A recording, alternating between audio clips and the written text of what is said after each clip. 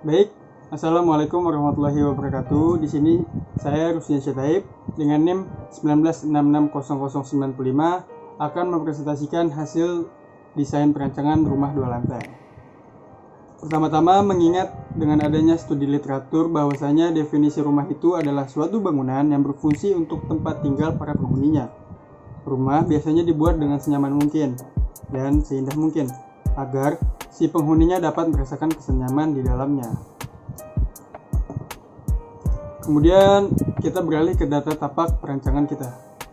Data tapak berada di lokasi kafling nomor C4 atau C5 Nuansa Alam Transyogi 2 Jonggol, Jawa Barat, Indonesia.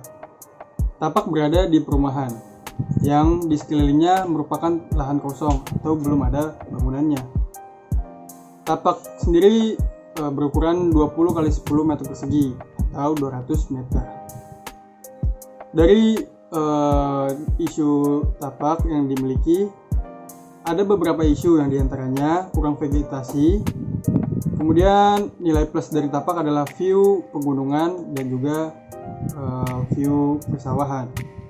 Kemudian kontur tanah di daerah tersebut cenderung landai. Kemudian dari isu tersebut terdapat juga isu kebisingan, yang dimana pada kebisingan cenderung sunyi karena tapak berada di perumahan. Kemudian untuk angin cenderung mengarah ke sebelah barat, dan juga suhu dominan 24 derajat sampai dengan 29 derajat. Kemudian untuk kelembapan tersendiri berkisar antara 91%. Kemudian pada perancangan kali ini saya mengacu pada studi presiden Kampung In-House yang diarsiteki oleh Ismail Salahuddin. Pada perancangannya, beliau menerapkan ide desain yang dimana desain hadir karena pengalaman klien yang tinggal di kampung perkotaan yang dipadukan dengan ketertarikan akan ruang hijau pada di dalamnya, yang kemudian menjadi ide utama pada desain perancangan tersebut. Kemudian kita memasuki konsep dasar pada perancangan kita kali ini. Di sini saya mengambil tagline Healthy Garden Zoo House, atau yang dimaksud dengan Healthy Garden Zoo House adalah rumah atau tempat tinggal ataupun hunian yang sehat dan nyaman, dan tentunya dapat nyatu dengan alam, di mana dalam rumah tersebut terdapat kebun dan mini aviary sebagai pelengkap ekosistem di dalamnya. Kenapa muncul tagline tersebut? Karena mengambil isu dasar utama, yaitu hunian dengan konsep modern tropis. Kemudian konsep menyatu dengan alam, dan juga hobi klien sebagai isu dasar. Dari konsep dasar kita beralih kepada konsep tapak. Pada konsep tapak, integrasi lingkungan luar ke dalam dengan konsep menyatu dengan alam, dengan menghadirkan bukaan luas seperti memakai bukaan berupa jendela yang berdominan. Kemudian meletakkan unsur landscape dan kebun pada RTH atau ruang terbuka hijau pada di luar bangunan. Kemudian pada bentuk didominasi dengan bentuk tegas yang menjorok keluar dan ke dalam. Kemudian dari konsep tapak kita beralih kepada konsep bentuk. Pada konsep bentuk, untuk memberikan kesan shading pada bangunan digunakan media seperti vegetasi dan juga roster sebagai pelengkap ataupun sebagai estetika.